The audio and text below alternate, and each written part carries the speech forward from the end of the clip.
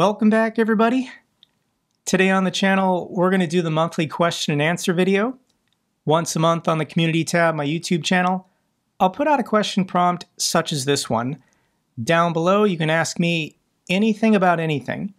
Read each other's questions and thumbs up the ones you want me to respond to. I'm going to respond to as many top-ranked questions as I can. The cutoff for today's video, I think, was 75 likes. Thank you so much to everyone who left a question or read each other's questions. We got some good ones today, and things might get dark. So here is the top-ranked question from Alan Watkin. Hi, Jake. What can and or should be done about Elon Musk's meddling in British and EU politics? My only explanation is he's trying to undermine governments in order to make said countries weaker, and so in turn, do Putin's legwork and reduce the ability to support Ukraine. I'd love to hear your thoughts. It's not just about Ukraine. Elon Musk has taken a very dark turn the last 4 years. Something about the COVID lockdowns really radicalized him, and then when he bought Twitter, he's always had a big ego, but he probably has the biggest God complex of anyone on the planet right now. And Elon Musk loves other rich people. He loves the Chinese, he loves the Russians, he loves the Saudis. I can show you clips, I can show you articles, I can show you statements of all the positive and favorable things he's said about dictators and autocracies. So why would he do this? And it's because he's a globalist. He's a businessman. He doesn't care about his US passport or if he has passports in any other countries. Elon Musk will get on his jet and go anywhere in the world if he thinks it's in his own personal interest. He will do business with anyone. He has no moral or ethical quandaries about any of these people. So specifically the last 2 years, I think he's trying to collapse global Western liberal democracy. He views democracy as the enemy to his personal interests.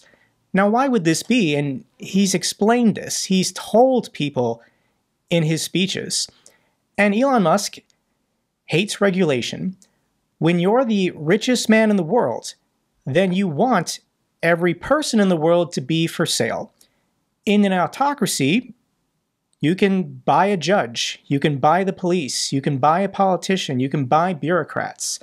It's very easy for Elon Musk to do business in autocracies as long as you show respect to the dictator and as long as you have money and you're willing to pay off the right people. But in a democracy, it's more complicated. It's more difficult. There are labor laws. There are environmental protections. There's consumer protections. These make life in a democracy more enjoyable than life in Russia or life in the average dictatorship. So Elon Musk wants to abolish and erode all of these, and he's targeting democracies. Canada, the United States, the UK, Germany, he's going after the biggest economies. So we can pull up the rankings of countries by quality of democracy. We've got Germany at number 5. That's awesome. I think we've got the UK down here at 17.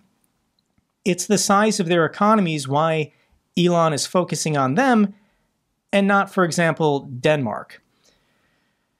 What's the solution? And these democracies have to fight back. They have to raise the alarm of what Elon is doing to Western liberal democracy. And there are other democracies who have told Elon to get lost, to stay out of their domestic politics. This was only a couple months ago that Elon was interfering in the domestic politics of Brazil, and Brazil banned Twitter. They just said, if you won't comply with our laws, if you won't respect our government, then Twitter can't exist here anymore. Ban on Elon Musk's X platform upheld in the Brazilian Supreme Court. And initially, Elon was saying he was going to go to war with Brazil, and he was going to bring down this Supreme Court judge and blah, blah, blah, but Twitter was banned for like a month. And then he capitulated, and he backed down. And he hasn't talked about or mentioned Brazil and their democracy at all since then. He might try again in the future, but this is the answer. If the UK and Germany don't like what Elon Musk is doing, then you've got to ban Twitter. You've got to have the app stores remove it for some violation, come up with something. And when it comes to hybrid democracies, not quite autocracies, not quite real democracies, Elon folds every time. Case in point, Twitter was about to be blocked in Turkey, and Turkey was making demands that certain people have their accounts deleted. Elon Musk talked a lot about free speech while he was trying to get Donald Trump elected, but I guarantee you going forward, he's never going to talk about free speech here in America. He doesn't care about free speech in Brazil. He doesn't care about free speech in Turkey. He's going to talk about protecting free speech in the UK and Germany to stop his propaganda platform from being banned. But if the UK and Germany just banned it, he'd shut up. And he'd go back to attacking some other country. So this alliance between Trump and Elon Musk is not going to hold, and they are different. Even though they have the same objective right now, get as much attention on me 24/7, get tens of millions, if not hundreds of millions of people to be in love with me. Donald Trump is a nationalist, and he does care about America because he views himself now as America. So if America succeeds, Trump will succeed. Elon Musk doesn't care about America. He couldn't care less if the stock market went down.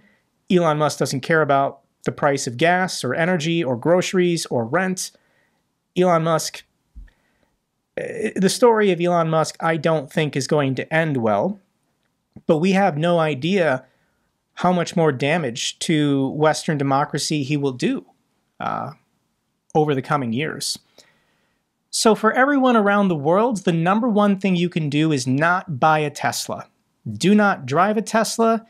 Do not give Elon Musk any money through Tesla, because this is how he gets his wealth and power. Now, a lot of people will push back against me saying, Jake, why are you using Twitter? Why are you using X?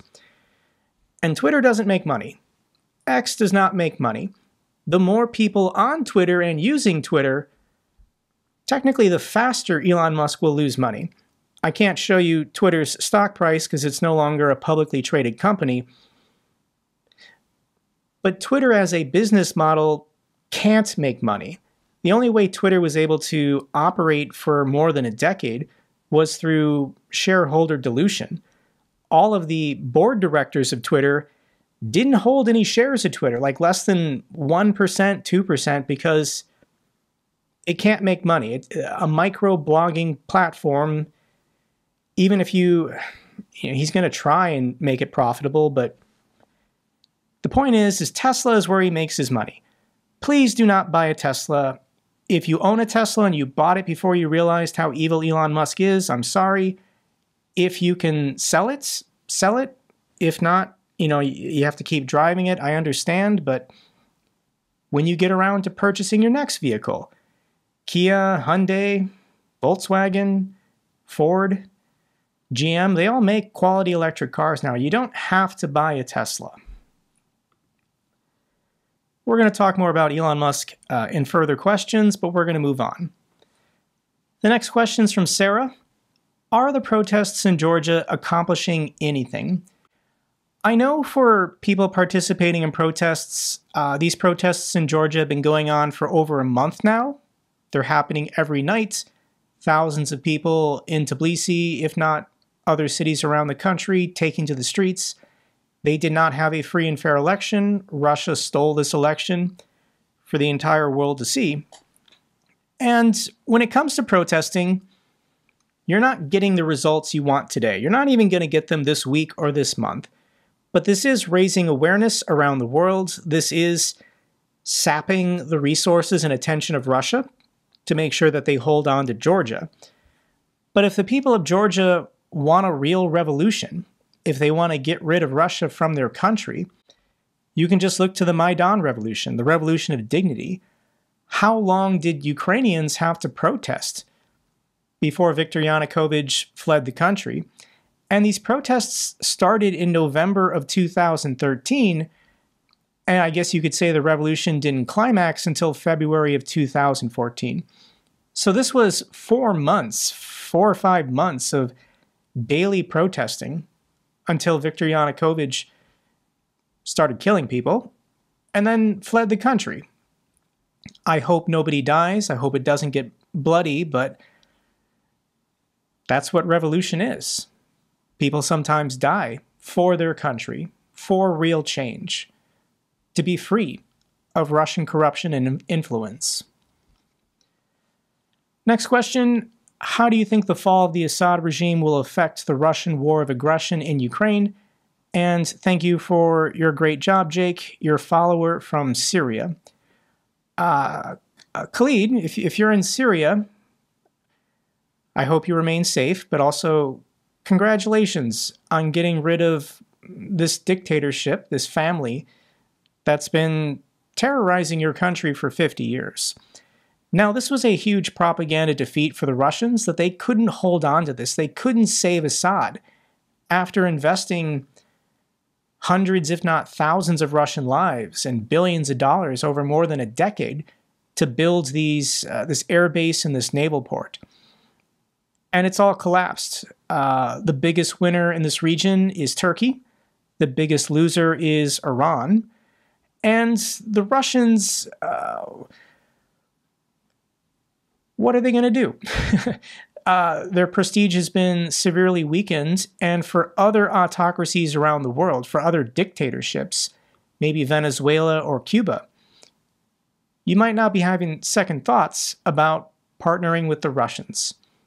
If things get bleak, if the rebels start advancing, will Russia be there to prop you up?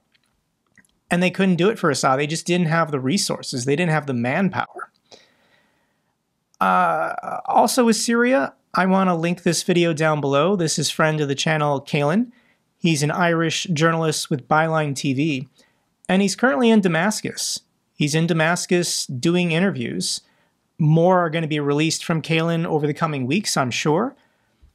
But the Russians are guilty of everything, and the people there can finally now speak freely, now that the Russians are gone. The true horrors, the true war crimes and crimes against humanity. This video, what I'm going to link down below, all of these people that witnessed this chemical attack were brought to Moscow, threatened, and then sent to the UN to give testimony. And they now want to retestify, saying that they did so under coercion from the Russians because, of course. This is a funny headline. Lukashenko to visit China ahead of Belarus presidential elections. Belarus is trying to get close to China, one as protection from Putin and the Russians, but also what happens if Putin and Russia's government collapses. Lukashenko is seriously thinking about this, and can China help them? So for all of these countries in the Middle East and Central Asia, even the Caucasus or Africa, they're not looking to Russia. If they're corrupt and an autocracy, they're not looking to Russia for protection now. They're looking to China because they think the Russians are getting weaker every day. We can also talk about Africa, and now that this link in Damascus or Syria has been severed, all of Russia's operations to destabilize and plunder the continent of Africa, they're still going to try, but logistics are now more difficult. Africa is a pretty big continent, and unless they can beef up their presence in Libya and have a safe haven there, they can't continue these operations across the African continent. It's a good thing. Next question from Chris. Is there anyone monitoring China's funds held in foreign banks, for example, similar to the $500 billion Russia had stored in foreign banks that were eventually frozen? If China begins transferring large amounts of money back to its domestic banks, I would be concerned, especially if I were Taiwan. So the total that Russia had in reserves was close to $600 billion. Only about half of that was being held in foreign banks. because a responsible financial advisor would diversify to de-risk. So Putin never told his central bank or his financial advisors that he was invading Ukraine, because the first thing they would have done was brought that money home. China's a little bit different in that China's economic system, they control the Chinese renminbi, the Chinese yuan. It's not really a widely internationally traded currency. As far as reserves, I can just pull up Wikipedia, and China currently has about the equivalent of 3.2 trillion US dollars in reserves. However, the exact composition of China's foreign exchange reserves is classified. So everyone, and that's your question, what are they doing with their money that's being held international? If they wanted to invade Taiwan, would Western countries then sanction China and freeze assets? And the sad reality is I don't think the EU or the G7 would do anything. Now, the United States is treaty bound to protect Taiwan, but who else is? I don't see France or the UK participating in economic sanctions or freezing Chinese assets if China invades Taiwan. That's the sad reality, even if the United States tries to go alone. And when it comes to holding foreign debt, China doesn't have to sell anything on the secondary markets. If they hold US treasuries, they can just wait for the bonds to mature and expire. And I think this is what China has been doing. China has been reducing purchases and holdings of US foreign debt for fear of what the United States would do when they invade Taiwan. But they don't have to sell anything. They don't have to dump anything. All they have to do is let the bonds mature, and then they're no longer holding them. They get their money back plus the coupon rate, the interest they're making on the debt. Is China going to invade Taiwan? Yes, if the current status quo holds. Now, if Ukraine can defeat Russia, if Russia collapses, that might give President Xi second thoughts. Perhaps he would delay it, but as of now, China is taking every step imaginable to make this full-scale invasion happen within the next 2 or 3 years. That's what experts are saying. And I just want to reiterate to people that Taiwan is not some tiny, insignificant island. It's 23 million people, and it has a larger population than I think Romania. If Taiwan was a member of the EU, it'd be like the 5th or 6th largest country in Europe. So it's a huge population. It's an economic powerhouse. Geopolitically, strategically, it's also very crucial that China be boxed in the first island chain. It's going to happen. Something big is going to happen, and it's up to the world and Western democracies if they want to protect one of their own. Taiwan right now is a Western liberal democracy where people have freedom of speech, free and fair elections, and China's trying to destroy that. They want to take that away from these people. Next question is from KBG. How serious is Trump in taking control over Greenland and the Panama Canal?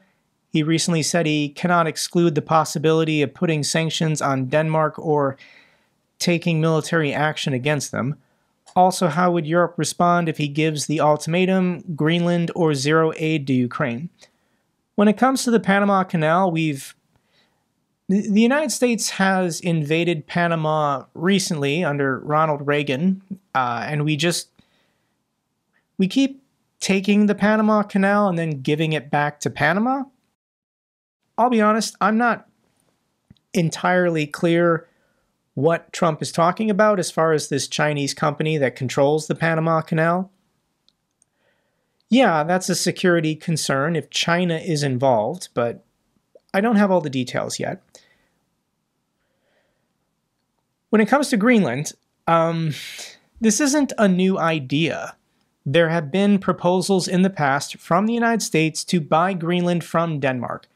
Presidents in 1867, 1910, and 1946 have done this, and Donald Trump himself did this in 2019. So I don't even remember Trump saying and doing this in 2019. There were so many other insane things going on. But he's going to apply pressure. I don't think he'll threaten Denmark. I don't think he'll impose sanctions on Denmark. He's going to threaten. I don't think he'll actually do it. What would stop this if it's in violation of international law or domestic federal law? And we're going to need the United States military to hold. When I served as an active duty officer in the United States Air Force, I took an oath to the Constitution. Everyone in the U.S. military takes an oath to the U.S. Constitution to uphold all federal and international law. We don't take an oath to Donald Trump. We don't take an oath to a president or any dictator. So Trump, I think, might try and test this. And I do have faith in our military leadership to make it to the level of 1, 2, 3, or 4-star general or admiral. You've been in the military probably for 30 or 40 years, including your time at the Service Academy or ROTC. These are people who are deeply patriotic. They love their country. They understand the history and the significance of the great American experiment. And they're going to talk to Trump. And I think some of them are going to refuse. Behind closed doors, not publicly. And some might even resign. So Trump will, I think, attempt to shop around to find a general willing to break laws to get what he wants. And it's going to be a constitutional crisis, but we'll see what happens. The other problem is Congress. Donald Trump is screaming he has a mandate because this is an impressive electoral win, 312 to 226. But he has a razor-thin majority in the House of Representatives. The Democrats net gained a seat in the last election. They gained one. They're up to 215 to 220. So it doesn't take that many House Republicans to say this is stupid, or this costs too much money, or I thought we were going to focus on, lowering the price of energy and rent and groceries. Why are we attacking Panama, Canada, and Greenland? They're not publicly saying that yet, but if Trump starts moving aircraft carriers, then I do think Republicans in the House, not a very large number of them, but some of them, they could oppose this or they could resign in protest and then give Hakeem Jeffries the speakership. This is a serious possibility in the next 2 years. There's also the Senate. Currently, it's 47 to 53. There are Republican senators like Murkowski and Collins, and Trump hates these people, and they're not too crazy about Trump. People like Chuck Grassley of Iowa. I mean, the guy's like 92. You can't bully and force a 92-year-old to do anything they don't want to do. So he's going to eventually, once the sugar high of the election wears off, he's going to face resistance from his own party for his most fascist tendencies. Next question, is South Korea getting worried about Russia giving North Korea nuclear technology like satellites and surveillance? Some people in South Korea, I'm sure, are concerned. But for the average South Korean, they don't talk about or think about North Korea. They don't want war. They're a peace-loving democracy, and they just want to focus on their families. They want to focus on their economy. They want to focus on their culture. K-pop and K-dramas and whatever. And South Korea is having a rough time right now. Their president just attempted a military coup. He just tried to seize dictatorial powers, so they're now having to impeach him. And this is the second president in less than 10 years they're going to impeach and arrest and imprison for corruption and being terrible people. South Korea had oligarchs before oligarch was even a term. In South Korea, it's called the chaebol. And these mega conglomerates, Samsung and Hyundai and LG, they own and control everything. Like, the agricultural industry, the medical industry. Like, it's not, Samsung is not just smartphones. It's not just TVs. They own car insurance companies. Like, the mega conglomerates in South Korea should be broken up, and I think the average South Korean knows that, but they're just terrified of what would happen economically in the short term. It would be a painful transition with long-term benefits, and breaking up these monopolies and breaking up these chaebols has been something South Koreans have been putting off for decades, that they know they should. South Korea has the highest suicide rate in the developed world. This is how it was when I was there, living there for 6 years, and there's a lot of depression and anxiety and alcohol abuse in South Korea. It's a very peaceful, safe, wonderful country with amazing culture, amazing food, amazing history. But they work really damn hard. And a lot of South Koreans are depressed and unhappy with the prosperity they've gained from the last 60 years. And then there comes to demographics. And South Korea is in serious trouble because nobody is having children. I could make an entire video why culturally South Korea is dying off, but look at this population pyramid, and this is the projection over the next century.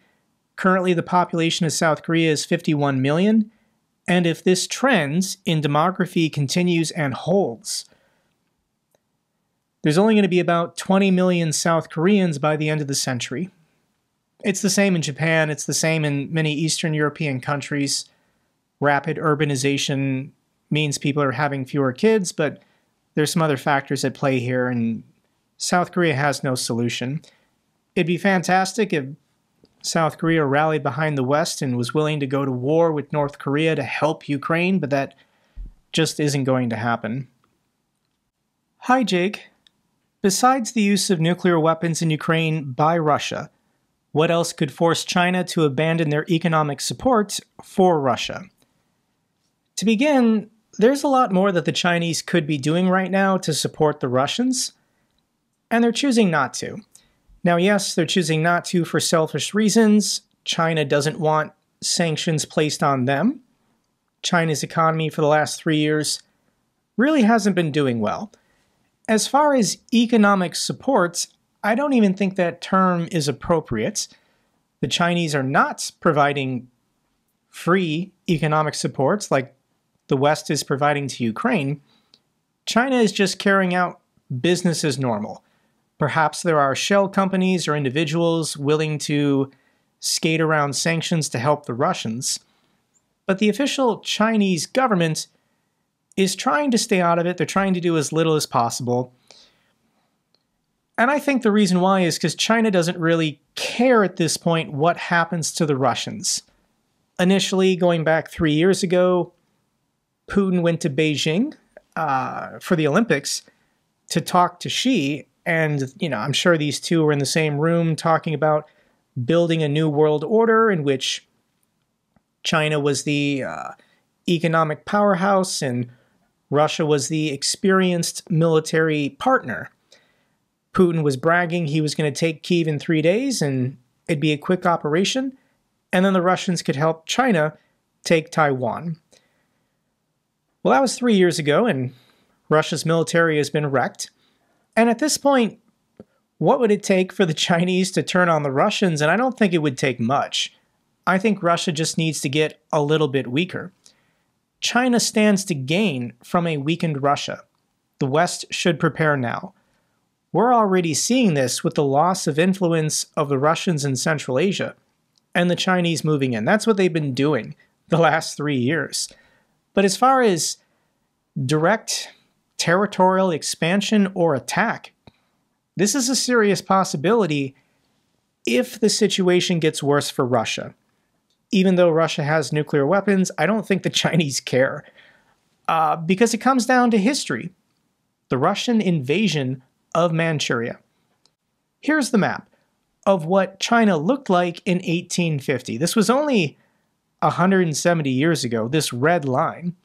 And in the Between 1850 and 1950, China refers to this as their century of humiliation by the Western powers, by Germany, by France, by Great Britain, Portugal, and yes, the Russians.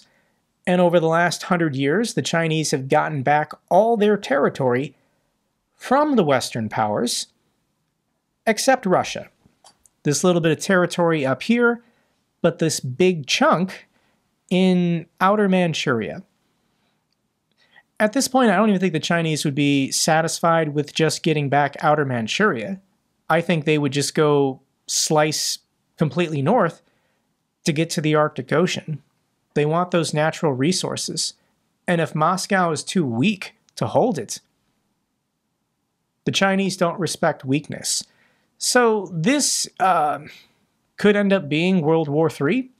And I think the Russians were hoping they could quickly absorb Ukraine, Belarus, and the Baltics, consolidate, and then pivot their focus to defending the East. I think, thinking out a century in advance, the Russians were always viewing the Chinese as a threat, and Russia wanted to consolidate their territory in the West before confronting China in the East. But Russia's incompetent, and they're going to get their asses kicked if China actually wants to move, which someday, 10 years from now, 20 years from now, 30 years from now, yeah, China is going to want their historical lands back.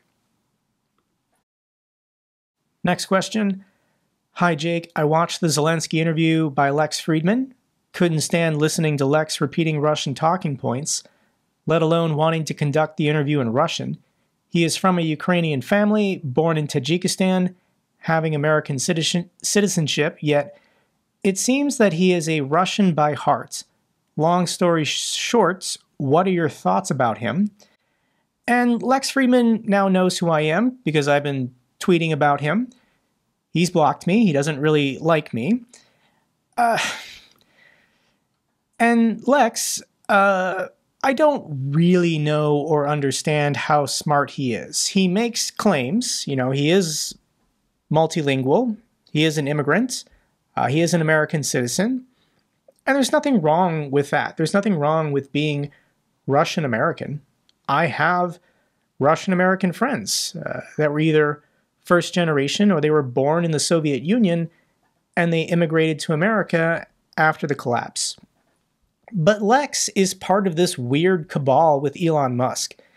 Elon Musk was one of Lex's earliest podcast guests. It was back in 2019 or 2020 or something. So this connection between Elon Musk and the Russians, you can even include Lex Fridman in this, I guess. And the connections are there. The friendships are there. The tentacles, or whatever you want to call it. You can connect the dots what these guys have been trying to do together. Take over the American government, reshape the world, whatever. And when it comes to these podcasts, actually, first let me say this was a very important podcast for Ukraine and for President Zelensky. It's already at 4.3 million views. This is Lex's best performing podcast of the last 2 or 3 months. And we're going to get another one. I think the Putin podcast is going to come out in like a week or two. And it's going to be insane. I think Lex is going to do his best to make Putin look good. But if Putin wants to start rambling about historical claims from 800 years ago, no American is going to be able to sympathize with Vladimir Putin. That just isn't how Americans think. So the Putin podcast, I think, is going to backfire horribly. And this podcast with Zelensky made Zelensky look amazing, honestly. There were no gotcha moments where a 60-second soundbite was taken from the podcast and then circulated on pro-Russian channels. So these podcasts, Joe Rogan, Lex Fridman, Tucker Carlson, there's so many of them now. They get, we can just sort by popular, tens of millions of views across all platforms. They have a huge impact. more Americans are getting their news and information from these podcasts than from CNN, MSNBC, ABC, CBS, NBC combined. So we have to take these serious. Maybe 4 years ago that wasn't the case, but I think 4 years from now, politicians in America are going to understand. So what has been the long-term strategy? And I think I've figured it out. Because when this Tenet media scandal blew up, the Russians were paying conservative American influencers to push Kremlin propaganda. But if you only had a channel and you only talked about Russian propaganda, then Americans wouldn't watch it. So the Russians paying these podcasters knew what the winning formula was. And basically 90% of the time, you talk about other stuff. When you look at the guest list for Lex Fridman or for Joe Rogan, they're going to have on celebrities, sports athletes, musicians. They're going to have on scientists. They're going to have on sociologists, historians. If you want to build a large audience, you got to talk about interesting topics. How were the pyramids built? What really happened? Conspiracy, conspiracy, conspiracy. But then that 10% of the time, when you get to Russia and Ukraine or politics, then you only have on people that you politically agree with. The only common denominator, the common factor, is will they repeat Kremlin propaganda? Now, yes, there are exceptions in this playlist, Bernie Sanders or Destiny. If you're big enough on the left and you support Ukraine, you can still occasionally get on this podcast. But that just isn't how it is most of the time. And I'm going to link this video down below from a smaller YouTube channel. The name of the channel is Kirby Ferguson. And I remember watching this video 3 years ago after Joe Rogan had on Alex Jones.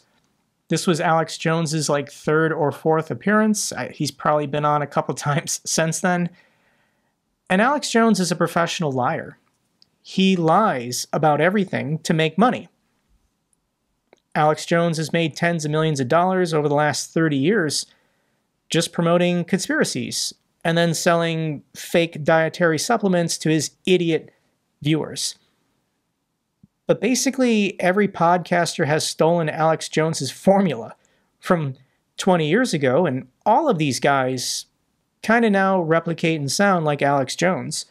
So if you want to listen to an hour-and-a-half explanation of everything Alex Jones lied about on Joe Rogan, and Joe Rogan didn't fact-check anything, he didn't challenge him on anything, he didn't make corrections on anything, none of these podcasts ever really do any fact-checking or corrections. Journalists are supposed to do that. So where is this going? And for people, I know there's people watching this who support Donald Trump, and they like Lex Fridman, they like Joe Rogan, they like Elon Musk, and they believe in what they're trying to do. So I'm going to talk specifically to you if you've made it this far in the video. And what I want to tell you is there's no way to prevent yourself from becoming the elite once you replace the elite. It's shocking how relevant and important George Orwell's two most important books have become, 1984 and Animal Farm. And in Animal Farm, this is an allegory for the communist revolution in Russia. But the Tsar was the farmer, walking on 2 feet. And the pigs led the revolution. This is Animal Farm, if you haven't read it. The pigs led the revolution for the benefit of all the animals who walk on 4 feet. But as soon as they became in charge, they started walking on 2 feet. It's impossible to have this much power and influence and access and not be a little bit corrupted by it. So whatever people are hoping for, this crypto bro utopia being led by Joe Rogan, Donald Trump, Elon Musk, Lex Fridman, whoever, the utopia doesn't exist. And as soon as MAGA becomes in power, they're going to engage in the exact same activities. I don't think the price of groceries are going to come down. I don't think the price of rent is going to come down. I don't think your personal problems are going to be solved. You're just going to replace one ruling elite by a new ruling elite who I guarantee they don't really care about you. So this is a realization, it's sad. This is a realization that I think tens of millions of hopeful Americans today are going to have over the next 4 years. And that's why our elections are so tumultuous. This is why we flip-flop back and forth between the Republicans and the Democrats so much. It's because the government can't solve your problems. Or the government won't solve your problems because there's no incentive for these people to do that. They're just in it to enrich themselves and make themselves more powerful. With MAGA taking control of the American government, we just swapped out one class of special interest groups for a different one. You might think it's a better group, but once again, I guarantee that group doesn't care about you. Stark, sorry. Next question. Could you please do an update on the incoming American administration, the nominations relevant to Ukraine, their recent statements and actions relevant to Ukraine? Unfortunately for this question, this could be a 30 or 40-minute video by itself. If I actually went through every position and tried to analyze what is their opinion on Ukraine. But the most relevant one, the biggest five-alarm fire, is Tulsi Gabbard. Gabbard's sympathetic views towards Russia cause alarm as Trump's pick for leading all of America's intelligence agencies. This woman's a Russian asset. I mean, we can't call her a Syrian asset anymore because Assad's government fell.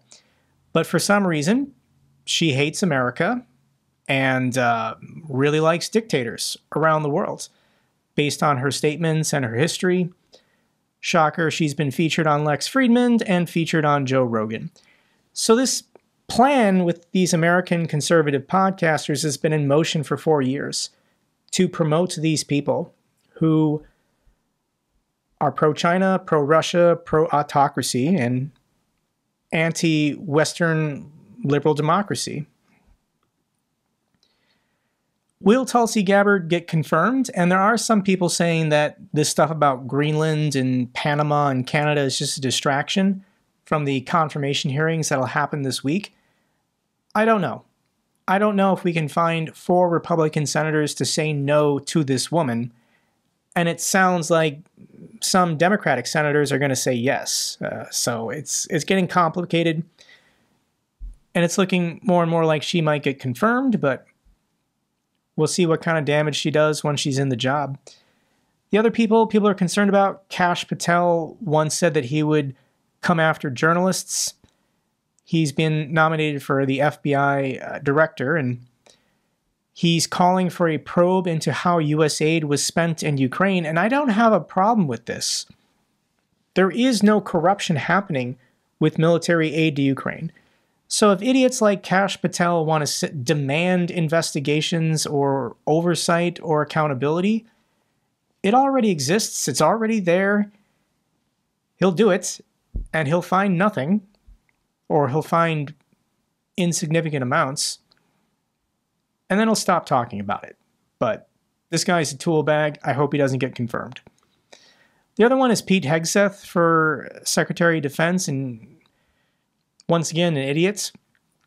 I think Donald Trump is deliberately trying to put somebody in charge of the Pentagon who won't question or challenge him on anything. If he orders an aircraft carrier to Greenland or Panama, will Pete Hegseth say, no, I took an oath to the Constitution and that's illegal, Mr. President? I don't think Pete Hegseth will say that. Things are going to get crazy in the next 4 years, guys. I'm sorry. I'm sorry. What are your thoughts on Trump using similar tactics as Putin on Canada, Greenland, and Panama? Some media call it teasing, but I don't think the citizens of those countries feel that way.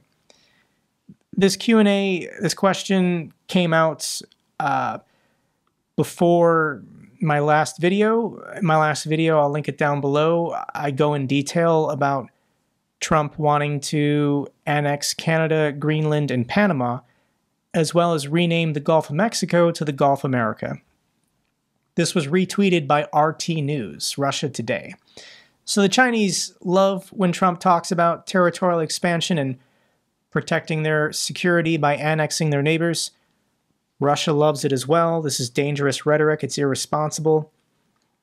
But if you're an American and maybe a Trump voter still watching this, why didn't he talk about this during the campaign? If this is the first thing he wants to do on January 20th when he takes office, then why didn't he mention this at all during the election? And he didn't mention it during the election because he was hiding it from you, because he knew this is inappropriate, potentially illegal, offensive to our allies, and would have cost him votes. It would have cost him votes if he had publicly said what he wanted to do once being elected. Those are the actions of a fascist. I'm sorry. For people who support Ukraine, we need Donald Trump on our side, and he still might do the right thing. All of his top advisors and smartest people in the United States military and the State Department are going to tell him the same thing. Ukraine is one of the most pro-American countries in the world. They are our ally. Russia is our enemy. Russia is trying to destroy the United States right now. He has a choice to make. Trump can either do what's best for America, or he can do what's best for Putin. We're going to find out over the next 100 days. Next question. Would Americans protest in numbers if Trump stopped all Ukraine aid? No. Americans are not going to take to the streets and protest over military aid for Ukraine ending. And the reason why is they're going to be busy protesting other things as soon as Trump takes office. When Trump was president, we had massive civil unrest. Americans were deeply unsatisfied with the direction of the country while Trump was president, and we had major protesting and rioting happening in major cities almost every day. Like, people saying we need to go back to 2016 to 2020. Americans just have really bad long-term memories. We have the Me Too movements and women protesting and marching. We've got Black Lives Matter. These were massive protests and marching against police brutality while Trump was president.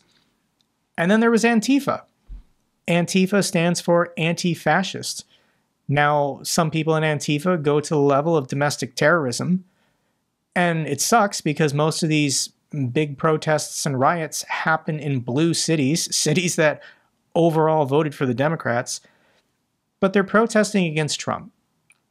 And Trump's language affects people. It affects Americans. When Trump speaks harshly or negatively or divisively, for example, here in Las Vegas, a Trump supporter blew up a Tesla Cybertruck at the Trump Hotel as a spectacle. This is a guy that supports Elon Musk and supports Trump and listens to everything they say.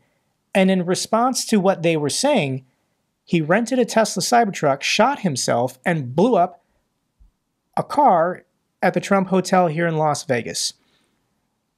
More of this is going to happen, both from people who love and support Trump and people who hate Trump and Elon Musk, because the language is so toxic. The language is so divisive. For almost my entire life, American presidents have been trying to unify people, unite people. Politicians up until 4 years ago were very careful what they said and did, because when presidents speak, crazy people react, and they're usually violent. So unfortunately, I think there's going to be a lot of this the next 4 years. I'm not looking forward to it. Will Americans be protesting over Ukraine? No. But Americans are going to be protesting and rioting and committing acts of domestic terrorism a lot, I think, the next 4 years. And if you're watching this, you just have to do everything you can to weather it, to survive. It's coming. Now, concerning Trump and his authoritarian tendencies, this is a test of American democracy. The framers of the Constitution in 1789 deliberately made the American federal government as weak and inefficient as possible. Now, the American government over the last 220 years has done a lot to expand its own power and its own control, but we still have federalism. What Congress can do, what the president can do, is enumerated in the Constitution. And Congress and the president are not supposed to do anything if it's not in the Constitution. That's why we have state governments. So, at the moment, our federal court system is not corrupt like it is in Russia and China. And our state and local governments are not corrupt like they are in Russia and China. So Trump is going to try and do crazy things like invade Panama and Greenland and annex Canada. And the American system is going to fight back with court challenges, with protesting and civil unrest, with state governments not cooperating or complying with the federal government. And it's going to be a mess. And I'm going to be here, making videos, talking about it, supporting the truth, supporting democracy, hoping that we all get through it, at least without a nuclear weapon going off. Okay, that was the monthly Q&A. I think these monthly Q&As going forward in the future might get a bit more lively. If you made it this far, thank you for being a super fan. I really appreciate you guys.